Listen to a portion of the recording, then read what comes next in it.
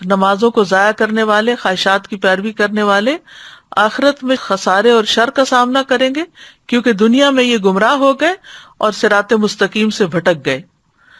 غیہ کی تفسیر کرتے ہوئے بعض اہل علم کہتے ہیں کہ یہ جہنم کی وادی ہے، اور اس بارے میں جو آثار ہیں وہ یہ ابن جریر نے یہی موقف اختیار کیا کہ غی جہنم کی ایک وادی ہے۔ عربی زبان میں غی کا لفظ جو ہے رشد کے مقابلے میں آتا ہے، بھلائی کے مقابلے میں۔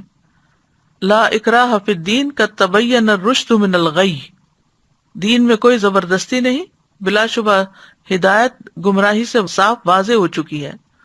شر اور گمراہی کو بھی غی کہا جاتا ہے، شر اور گمراہی کے لیے بھی لفظ غی استعمال ہوتا ہے۔ تو جو شخص گمراہ ہوتا ہے وہ بھلائی پر نہیں ہوتا، اور جو بھلائی کا رستہ چھوڑ دیتا ہے تو پھر یہ چیز اس کو عذاب تک پہنچا دیتی ہے۔ اسی لیے بعض اہل علم نے غی سے مراد صرف بھٹکنا نہیں لیا، بلکہ بھٹکنے کا جو انجام ہے جہنم کی صورت میں وہ بھی مراد لیا ہے۔ وہب کہتے ہیں کہ نہر فی جہنم بعید قعرہ خبیث طعمہ، کہ یہ جہنم میں ایک نہر ہے کہ جو بہت ہی گہرائی والی ہے اور اس کا کھانا انتہائی خبیث ہے۔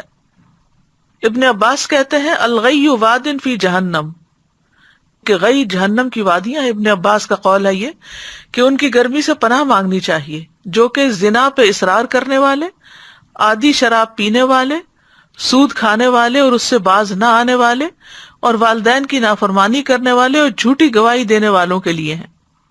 عطا کہتے ہیں الغی سے مراد وادن فی جہنم یسیل قیحا و دمن، یہ جہنم کی ایسی وادی ہے کہ جس میں پیپ اور خون بہتا ہے۔ کعب کہتے ہیں ہوا وادن فی جہنم ابعدھا قعرا وشد حرا، کہ یہ جہنم میں ایسی وادی ہے کہ جو بہت دور گہری ہے اور بہت سخت گرم ہے۔